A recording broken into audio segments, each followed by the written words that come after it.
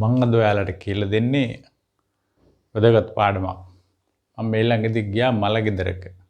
කියන්නේ ෆියුනරල් එකකට. මේ මලගෙදර ගිහිල්ලා මේ මිනිස්සයා මිය ගිහිල්ලා තියෙන්නේ මීුණ හැදිලා.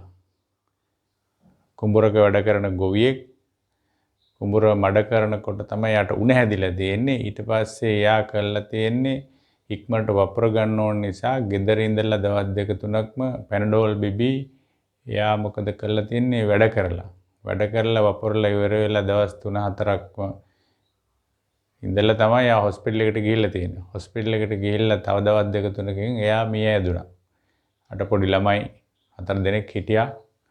එයා මිය ඇදුණා. ඊට පස්සේ මොකද හේතුව එක බැලුවාම එයාට හැදිලා තියන්නේ මී උණ. ඒ කියන්නේ ඔයාලා දන්නවා මීයන්ගෙන් උණක් හැදෙනවා. මීය තමයි ඒ ලෙඩේ පතුරවන්නේ.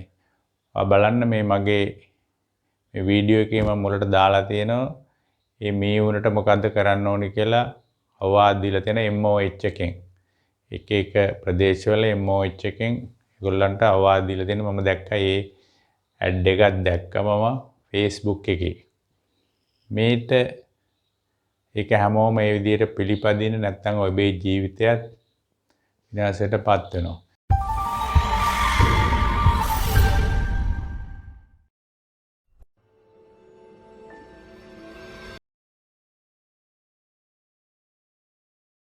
මේ ඉස්සර තිබුණේ මේ උණ කියලා මේ උණෙන් මැරෙනවා කියලා මේ මෑත කාලේ ඉඳලා තමයි මේ මේ උණෙන් මේ යනවා කියලා අපිට අහන්න ලැබෙන්නේ. ඒකට තවත් මේ අපේ සම්ප්‍රදාය කතාවක් බලපානවා මේකට. ඒකත් එක්ක ඇයි මේ මී උණ වැඩි වෙන්න හේතුව කියලා මම ඔයාලට විග්‍රහ කරන්න හදන්නේ. දැන් මීය කියන සතා කුඹුරු ආශ්‍රිතව හේන් ආශ්‍රිතව ගුල් වල නිතරම ඉන්නවා. කුඹුරු වල ඉන්නේ වී කන්නේ ඉන්න ඊට පස්සේ නියරේ ඒ උගුල හාරගෙන ජීවත් වෙනවා. ගොයන් කපලා ගෙවල් හදා ගන්නවා. ඌ කුඹල් වල ඊට පස්සේ ඌ එහෙම ගහන්නේ වැඩි වෙනවා. ඊට පස්සේ ඒව තමයි මේ මුත්‍රා වලින් තමයි මේ ලෙඩ බෝ වෙනවා කියන්නේ. එතකොට වතුරටම වෙලා තුවාල වලින් නියපොතු වලින් මඩෙන් ගිහලා තමයි මේ ලෙඩ හැදෙන්නේ. එතකොට මේකට හේතුව තමයි එක මීයෝ ගහනේ වැඩි වෙනවා. මීයෝ ප්‍රමාණය ඉන්න ප්‍රමාණය වැඩි වෙනවා. මේ වතු වල ගෙවල් වල ඉන්න මීයෝ ප්‍රමාණය වැඩි වෙනවා. දැන් මේ ලෝකේ ඉන්න හැම සතෙක්ම ප්‍රමාණය වැඩි වෙන නිසා සබාධර්මෙම තියෙනවා ඒක පාලනය කරන ක්‍රමයක්. දැන් අපේ මීයෝ වැඩි වෙනකොට මීය පාලනය කරන්න තව ඉහළින් සතෙක් ඉන්න ඌ ආහාරයට ගන්න. මීය කන සතා මොකද පූසා සහ සර්පයෝ. ඒකට පූසෝ ගෙවල් වල ඉන්නවා. ගෙවල් වල ඉන්න මීයෝ ටික අඩු කරනවා පූසෝ. ඒක නිසා දැන් කැලේ ඉන්න මීයෝ කන්න පූසෝ යනවා අඩුයි. දැන් කුඹුරු වල ඉන්න මීයෝ කන්න පූසෝ යනවා ගොඩක්ම අඩුයි. මොකද කුඹුරු පරිසරයට කැමති නෑ පූසා. මොකද වතුර තියෙන නිසා ඌ කැමති නෑ ඒකට. කොට ඒවයි කන්නේ නයි, පොළොංගු, ගැරන්ඩි ඒ වගේ සර්පයෝ තමයි. එතකොට මේ සර්පයෝ මනුස්සයට හානි කරන නිසා මොකද කරන්නේ මිනිස්සු සර්පයෝ මරන්න පුරුදු වෙලා තියෙනවා. එතකොට සර්පේ දැක්ක ගම නයෙක් දැක්ක ගම පොළොංගෙක් දැක්ක හැමදාම සර්පයා මරන්න පුරුදු වෙලා තියෙනවා කට්ටිය. ඊට පස්සේ මේ සර්ප ගහණය අඩු වෙනකොට මොකද වෙන්නේ? මීයෝ ගහණය වැඩි වෙනවා අර කන්ට්‍රෝල් වෙන්න විදියන්නේ. මං හිතන්නේ ඒක තමයි මේ ප්‍රධාන හේතුව මේ මී උණට හැම දෙයකම හේතුවක් වෙන හේතුඵලවාදය. එතකොට මී උණට හේතුව තමයි මීයෝ ගහණය වැඩිවීම. මීයෝ ගහණයට වැඩි තමයි මේ අපේ සර්පයෝ අපි මරනවා දැක්ක තැන මරනවා. අපේ පාරම්පරිකව අපි ඉස්සර අහලා තියෙන කතාව මෙන්න මෙහෙම එකක් යනවා ජන සම්මතේ. මොකද්ද? විසගෝර සර්පයා දැකනාරු මෝඩයා කියලා. ඉතින් මේකත් ඔය අයගේ ඔළුවේ තියෙනවා. ගොවිතැන් කරන අයගේ. ඕක හොඳට කටපාඩම් කට්ටියට. බලන්නකෝ ඔයාලා දන්නේ නැත්නම් ඔයාලගේ දෙමව්පියෝම දන්නවා. විසගෝර සර්පයා දැකනාරු මෝඩයා. ඒක ගම ඒ එහෙම කියලා දෙනවා කියලා දෙනවා පාර සර්පයට. විසගෝර සර්පයෙන් දැක්ක ගමන් අතාරින්න හොඳ නැහැ කියලා තමයි මේගොල්ලෝ මේකේ තියන්නේ. ඉතින් මෙන්න මේකත් බලපානවා මේ සර්ප මී ගහනේ වැඩිවීමට. ඇත්තටම මේ කතාවෙන් වෙන්නේ මේකයි කියන්නේ වෙන කතාවක්. මේක මිනිස්සු මේ වැරදියට අල්ලගෙන තියෙන්නේ. මේ වැරදියට අල්ලගත්ත ඇත්ත දන්නේ නැතුව අල්ලගත්ත නිසා තමයි හැම එකම අපිට විපත් වෙන්නේ. ඒක නිසා මේක හරියට තේරුම් ගන්න ඕනේ අපි. ඇත්තටම මේක මෙහෙම කතාවක් නෙමෙයි කියන්නේ. මේකට තව පද දෙකක් තියෙනවා. මේ තියෙන්නේ මම මේ පද දෙක ලියලා. මොකද්ද? නිවස තුල තුඹසයා. තුඹස තුල වස නයා. විෂගෝර සර්පයා දැකනාරු මොඩය. මේක මේ පෙළ දහමේ කරන දහම් පාඩයක්.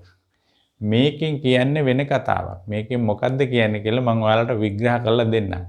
ඒක තේරුම් අරගෙන මේ සත්තු මරණ එක අතින් පවක් අනික තමයි මේ ගහණය වැඩි වෙනවා අපිට හානි කරනවා කියලා අපි වැවුවා. අපිට හානි කරනකොට අපිට පුළුවනි සර්පය වගේ මේ බේරෙන්න අපිට පුළුවනි බූට්ස් වගේ දේවල් පාවිච්චි කරන්න. එතකොට අපිට ගොඩක්ම ඒක කරගන්න පුළුවන්.